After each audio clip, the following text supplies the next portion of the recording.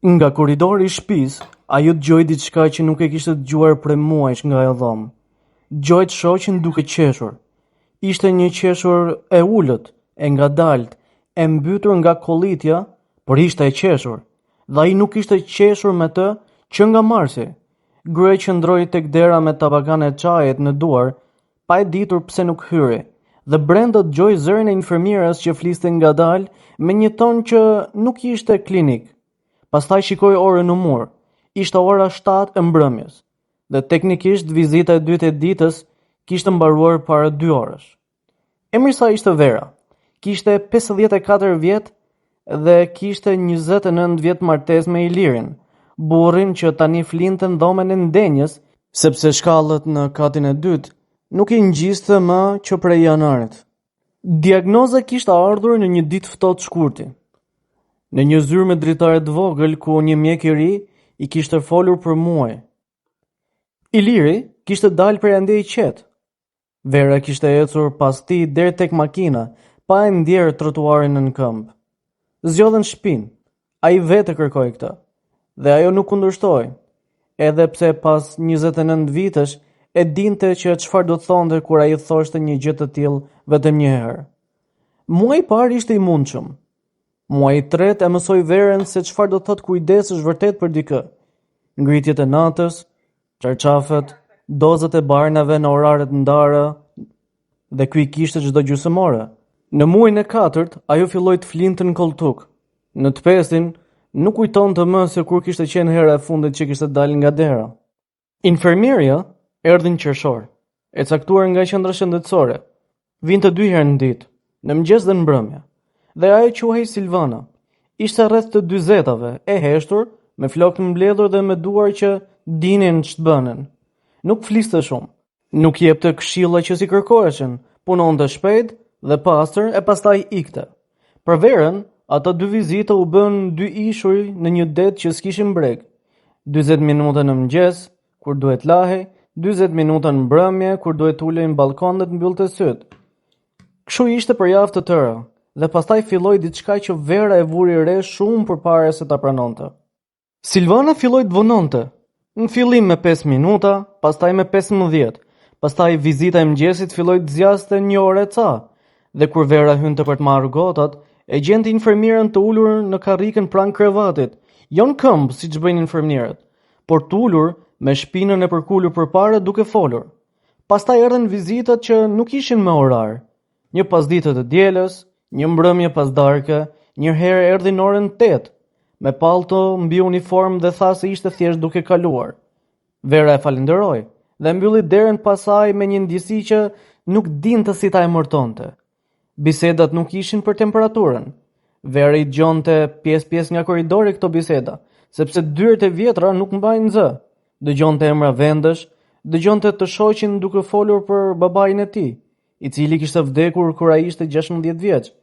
Temë që 29 vjet e kishte hapur vetëm 1 herë a 2 herë. Një herë Vera e dëgjoi Silvanën të i thoshte diçka që e ngriu në vend. I tha se ai kishte të drejtë të ishte i zemëruar dhe se nuk kishte pse ta fshinte më, sepse tashmë ishte vonë për të qenë i sjellshëm.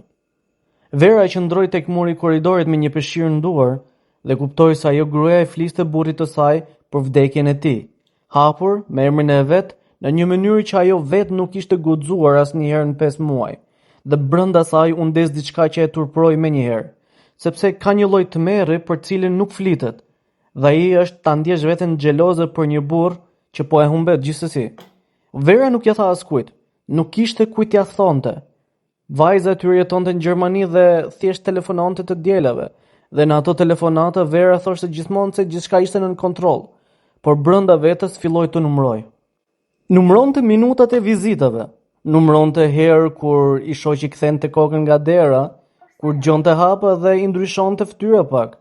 Vuri re se ai e priste. E dinte se e priste, sepse pas 29 vjetësh një grua e një pritjen në fytyrën e burrit vet, edhe kur ajo fytyrë ka humbur 20 e ca kilogram. Një ditë provoi diçka. I tha Silvana se në atë mëngjes do ta bënte vet banjën e pacientit, se e kishte mëshuar tashmë dhe se nuk donte ta mundonte kot. Silvana nuk kundërshtoi. Tha mirë, la çantën dhe qëndroi në kuzhinë duke pritur. Nuk iku. Priti 40 minuta, e ullur në një cet tavolinës, pa pirë madje as ujë. Dhe kur Vera doli me legenin në duar, ajo grua u ngrit dhe hyri në dhomë, sikur të mos kishte ndodhur asgjë. A ditë Vera kuptoi se ajo nuk po vinte për punën, po vinte për diçka tjetër, dhe kjo ishte pikërisht ajo gjë që e trembi. Një mbrëmje gushti kur Silvana kishte dalë, Vera hyri në dhomë dhe pyeti shoqin me zë sa më të shesht që mundi. Për çfarë flisnin ato dy kaq gjatë? Iliri e pa gjatë atë.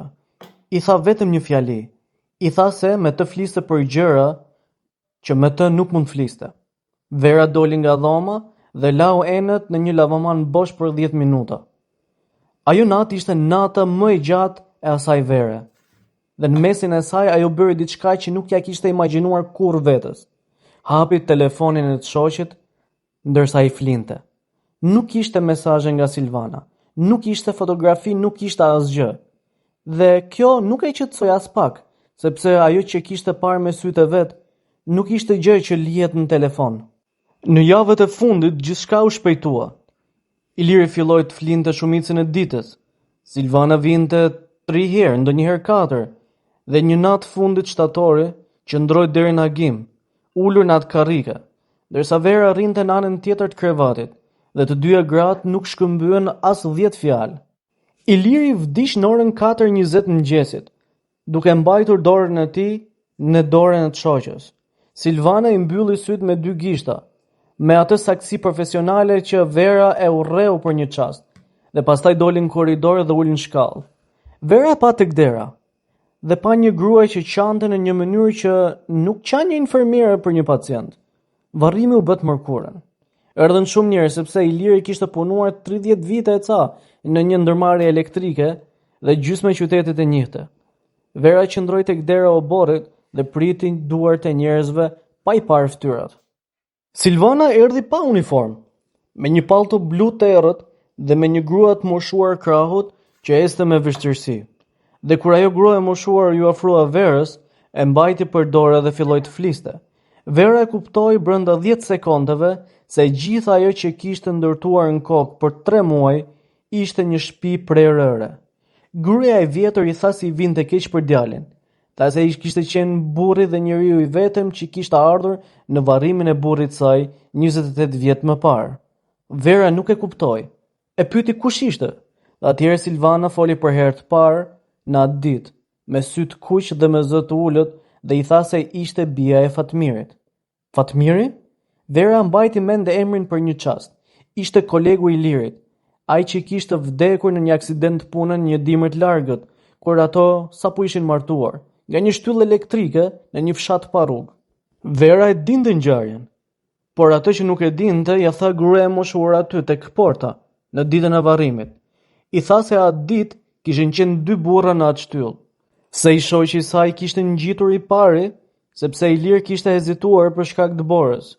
Se pas rënjes, Iliri ishte ai që kishte zbritur poshtë duke bërtitur, që e kishte mbajtur në krah deri tek makina, dhe që e kishte ngarë për 40 kilometra, me një njeri që tashmë kishte vdekur në sendiljen e pasme.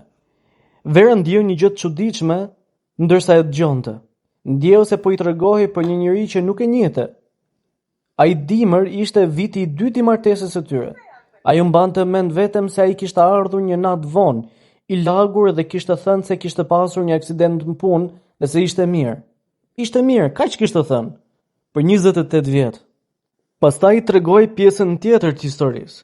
I tha se për 28 vite me radhë, çdo shtator në atë familje kishte ardhur një zarf me para, pa emër dhe pa asnjë fjalë të shkruar në të. Dhe se Silvana kishte qenë 6 vjeç kur i vdiq babai. Kishte mbaruar shkollën, pastaj infermierin, me paratë që nëna e saj nuk e kishte ditur kurrë nga vinin. E kishte marrë vesh vetëm 8 vite më vonë, kur nëna gjeti një zarf të papastruar mirë me një shkrim që e njihte. Ajo nuk ishte trokitur kurrë në atë derë. Nuk i kishte thënë kurrë faleminderit sepse ai njeri kishte fshehur me kujdes këtë gjë për një jetë tërë. Dhe të falenderosh njëri të tillë do të thotë ja prishësh gjën e vetme që ai kërkonte. Dhe pastaj në një ditë qershori, në listën e pacientëve të saj, erdhi një emër që ajo e njihte.